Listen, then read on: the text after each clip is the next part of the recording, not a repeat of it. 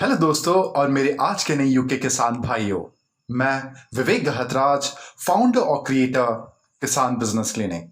आज हमने एक बहुत ही ईमानदार पहल की है जहां पे हम लोग एक केस स्टडी सीरीज लेके आ रहे हैं। इस केस स्टडी सीरीज में हम लोग आपके साथ शेयर करने वाले हैं कि जो सवाल लोग हमसे रेगुलर बेसिस में पूछते रहते हैं उसको हम लोगों ने इस ऑडियो केस स्टडी के माध्यम से हम लोगों ने रखा। तो इस केस स्टडी सीरीज को आप एक ऑडियो बुक की तरह मान के चलिए। तो जहां पे अगर आप चाहो तो अपने बिजी स्केड्यूल में आप ईयरफोन कान में लगा के इसको आराम से ध्यानपूर्वक सुनते हुए अपना दूसरा कोई काम कर सकते हैं। तो इस ऑडियो को सुनते हुए आप ये चीज समझने की कोशिश कीजिए यहाँ पे लोगों को क्या समस्याएं आ रही है और आप अगर इनके बदले होते तो कैसे इस चीजों को सॉल्व करते। तो मैं यहाँ पे जो भी सोल्यूशन दे रहा हूँ प्रॉब्लम्स के, ये मेरा पर्सनल इंसाइट है। ऑब्वियसली आपका इंसाइट डिफरेंट हो सकता है, तो ऑब्वियसली इसमें कोई दिक्कत नहीं, बट आप पर्सपेक्टिव जरूर समझने की कोशिश कीजिए तो जिसके आधार पे आपके फार्मिंग बिजनेस को एक नई दिशा, एक नया आयाम मिल सकता है। अगर आपको आज का ये ऑडियो केस स्टडी सीरीज पसंद आया होगा, लाइक कीजिए, शेयर कीजिए और सब्सक्राइब कीजिए। और रियली इसको सिर्फ एक वीडियो की तरह देख के टाइम पास की तरह नहीं, इसको एक केस स्टडी की तरह, एक सीरियस सिचुएशनल केस स्टडी। आप सोचिए ना, मैं आपको इस ऑडियो केस स्टडी के माध्यम से एक सिचुएशन दे रहा हूं, एक प्रॉब्लम सॉल्विंग का एक तरीका दे रहा हूं। तो आज का ये ऑडियो केस स्टडी हम लोगों ने 2 पार्ट में डिवाइड किया है। तो पहला उन लोगों के लिए है जिनको फार्मिंग में मार्केट नहीं मिल पाता है और ये रेगुलर वे में लोग हमसे पूछते रहते हैं। क्वेश्चंस जो पूछते हुए जो हम आंसर दे रहे हैं, तो उसका एक स्निपेट आपको हम लोग इस ऑडियो केस स्टडी के माध्यम से दे रहे हैं। और दूसरा, आपके वो लोग जो कि कॉन्ट्रैक्ट फार्मिंग करते हैं, तो कॉन्ट्रैक्ट फार्मिंग में क्या क्या दिक्कतें आती हैं, तो वो सारे चीजें हम लोग आपके साथ शेयर कर रहे हैं और वो इनसाइट दे रहे हैं जिसके माध्यम पे आप अगर कॉन्ट्रैक्ट फार्मिंग भी करना चाहते हो या कॉन्ट्रैक्ट फार्मिंग के क्षेत्र में भी अगर आप हो पहले से ही, तो आपको ये सारी चीजें ध्यान में रखनी चाहिए। मार्केट में प्रॉब्लम आती है सबसे बड़ी किसान के प्रोडक्ट की बिकने की। उसने जो भी प्रोडक्ट किया हुआ है, ठीक है ना, वो प्रोडक्ट बिकने की सबसे बड़ी प्रॉब्लम आती है। तो उसके लिए उसको किसान को मार्केट कैसे प्रोवाइड किया जाए। जैसे नॉर्मली वो पारंपरिक खेती कर रहा होता है, जब वो पारंपरिक खेती कर रहा होता है तो उन्हीं सब चीजों को देख रहा होता है और कुछ नहीं देखता। वो गेहूं कर रहा है तो गेहूं कर रहा है, चावल कर रहा है तो चावल ही कर रहा है ना। हमारा पिपरमेंट है, मटर है, ये सब करता रहता है। आगे फिर वो किसान को ज्यादा बेनिफिट कैसे, नई नई क्रॉप के लिए उनको मार्केट नहीं उपलब्ध हो पाता है। उनका टाइम से जो बायर आते हैं वो बोलते हैं कि हम आपका एग्रीमेंट कर लेंगे सारा चीजें। जैसे भी हमारे यहाँ सर एलोवेरा को लेकर लोगों ने 100 बीघा में एलोवेरा लगाया और उन्होंने एग्रीमेंट करा कि हम आपका 4 रुपए किलो खरीदेंगे, आके ये करेंगे। पर हुआ क्या कि सारी चीजें हो गई, 1-2 बार उन्होंने चक्कर लगाए, देन जब खरीदने की बात आई तो उनके मोबाइल नंबर वगैरह सब स्विच ऑफ हो गए। तो किसान ने क्या किया, उसने विश्वास भी किया और उसको लॉस हो गया पूरा। फिर वो क्या करता है, वो जब कुछ बिकता नहीं तो उस एलोवेरा का करेगा क्या, उसको खेत को उसने बकर दिया। तो सर हम जानना चाहेंगे कि ये ऐसी जो समस्याएं आती हैं, उन समस्याओं का समाधान कैसे किया जा सकता है। देखिए, अभी का टाइम है, पूरी दुनिया रिसेशन तो आ ही गई है, मान के चलिए। अभी मार्केट टोटली डाउन है, नौकरी नहीं है, या फिर जिनके पास नौकरी हो तो बेरोजगार हो चुके हैं, अभी ऐसा हालत है, ठीक है।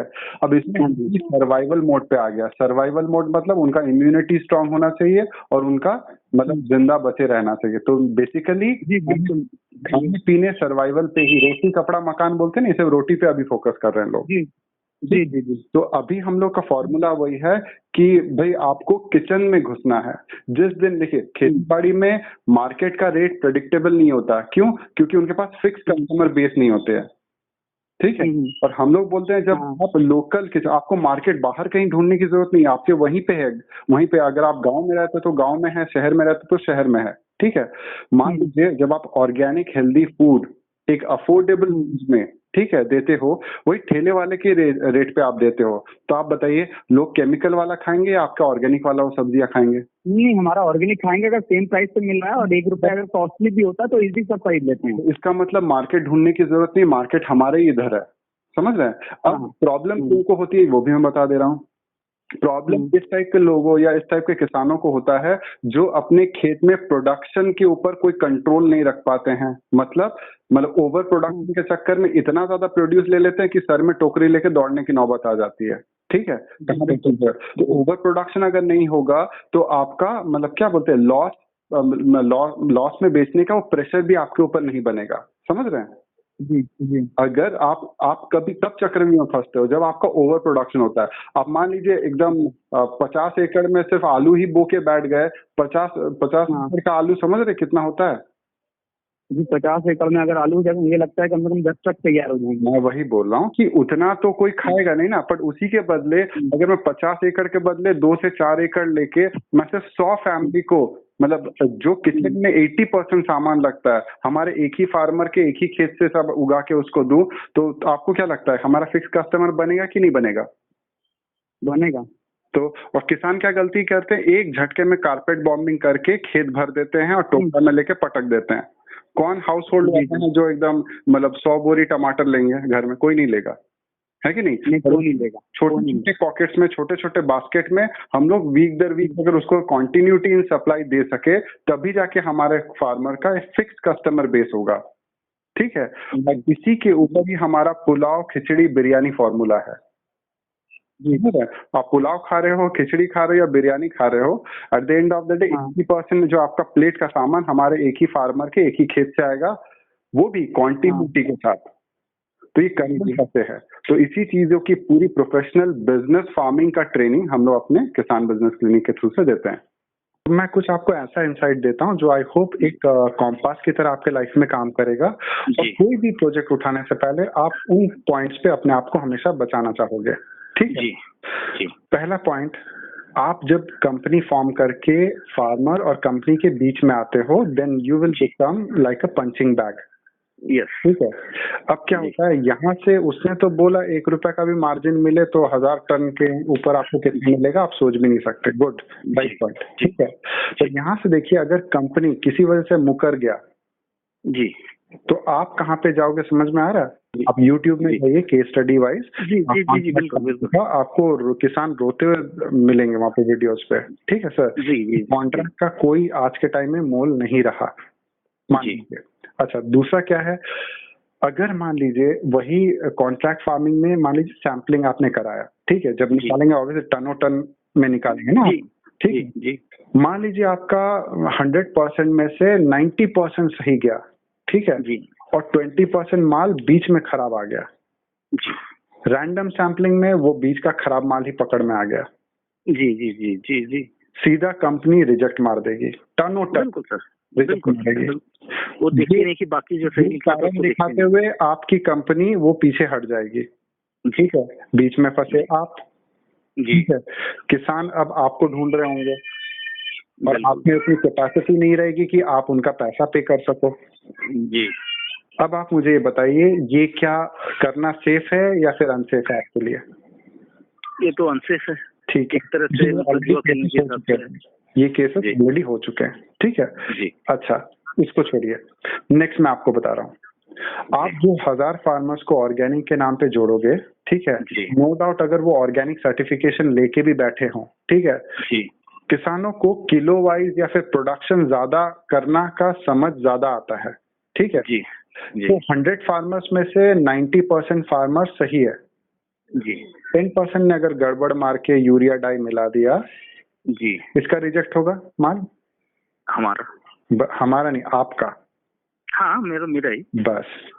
तो फंसेगा कौन सर, हम ही फंसेंगे। समझ रहे हैं सर मैं कहाँ पे बता रहा हूँ जी। तो उसके लिए अपनी खुद की खेती करने में ज्यादा फायदा है। इसके बाद नेक्स्ट लेवल पे आते हैं, ठीक है सर। मार्केट में चाहे जितनी भी रेप्यूटेबल कंपनीज हो गई, मार्केट में ऑलरेडी काम कर रही है ऑर्गेनिक पे, ठीक है। आपको अगर नहीं पता तो मैं आपको इन्फॉर्मेशन के लिए बता देता हूँ। यहाँ पे कुछ ऐसे ऐसी एनजीओज भी हैं जो 2000 एकड़ 2 लाख एकड़ मतलब ऐसे ऐसे बड़े एरिया पे मतलब बड़े स्केल पे काम करती है, एक्सपोर्ट करती है, ठीक है। अब मान लीजिए आप 100-200 फार्मर को लेके पहुंचे और ये एक बहुत मैसिव स्केल पे अपना काम चला रहे हैं ऑल ओवर इंडिया बेसिस पे, उनका माल आया, अगर वो चाहे तो 5 रुपए का भी अगर मार्जिन को गैप कर देते हैं वो सरवाइव कर जाएंगे क्योंकि उनका स्केल बड़ा है जी जी। क्या आप सरवाइव कर सकते हो? बिल्कुल, ठीक है। अच्छा, इसके बाद नेक्स्ट, ठीक है, इसके बाद मान लीजिए आपका यहाँ पे फार्मिंग का आपका 3-4 वनरेबल एरिया बता दिया, उसके बाद मैं और एक वनरेबल एरिया बताता हूँ।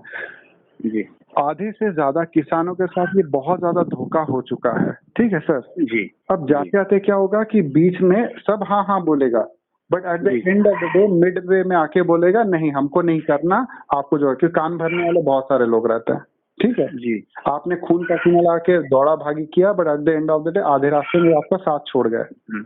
आपका आगे से भी कमिटमेंट गया, आपका पीछे से भी टाइम गया, और बीच में से आप फंस गए, क्योंकि ऑब्वियसली आपका टाइम, मनी, रिसोर्सेज, एनर्जी पूरा खर्च हो गया। बिल्कुल। अब ये 4-5 पॉइंट से आप अपने आप को कैसे बचाओगे, इस बारे में आप जरूर सोचना सर, क्योंकि ये सारे इंसाइट्स है, ये आपको कोई नहीं बताना। इनफैक्ट ट्रेडर रो रहे हैं अभी, जी जी जी इंटरनेशनल सारे। अच्छा, एक और पॉइंट, आखिरी पॉइंट आपको बता दे रहा हूँ। जी अब का जो नया मार्केट ऐसा हो गया, grow local and eat local हो गया उनका। जी। तो मान जी। लीजिए जो भिंडी आप एक्सपोर्ट करने का या फिर मेडिसिनल जो चीज आप एक्सपोर्ट करने का सोच रहे हैं, ज्यादातर जी। केस में अब वहीं पे वो ग्रो करेंगे, समझ में जी। सर। तो इसके चलते क्या हो गया, उनको ट्रांसपोर्टेशन कॉस्ट उनका बच गया, भले ही वही जी। इसी रेट में वो बेच रहे हो वहाँ पे, ठीक है। जी। ट्रांसपोर्टेशन मतलब मार्जिन बढ़ गया, ट्रांसपोर्टेशन कॉस्ट बच गया, पैकेजिंग कॉस्ट बच गया, टैक्सेशन कॉस्ट बच गया, सब कुछ तो बच ही रहा है एनजीओ के अंडर में। जी तो आप कहाँ पे सरवाइव करोगे फ्यूचर में, बिल्कुल। क्योंकि सबको तो आप अपना हेल्थ के बारे में पता चल गया, जैसे आप बता रहे हो डे 1 से। जी तो आप ये मान के चलिए, हमारे जैसे लाखों लोग बैठे हुए हैं जो 10 स्टेप आगे का सोच के बैठे हुए हैं, इसी इंडस्ट्री से बिलोंग करते हैं। जी सर। तो ये सारे एस्पेक्ट्स मैं आपको इसलिए बता पा रहा हूँ क्योंकि मैंने ये सारी चीजें देखी हैं, रिसर्च की हैं, बहुत मतलब दिनों दिन इसमें, सालों साल इसमें लगा है। एनजीओ वाले से मीट किया है, उनके पूरे ऑपरेशन मोडस ऑफ ऑपरेंडी को देखा है, तो हमें पता है कि क्या हो रहा है क्या नहीं हो रहा है इंडस्ट्री में। ओके। समझ रहे सर। तो मैं आपको एंथुजियाज्म तो रखने के लिए जरूर बोलूंगा, but at the same time logical और डायरेक्शनल फ्लो के साथ चलने के लिए बोलूंगा। मैं आपको वही रिकमेंड करूंगा जी। जो लॉजिकल है, इस सेंस में, इस टाइम पीरियड में आपको सरवाइव करने में मदद कर सकती है। ठीक सर, बिल्कुल।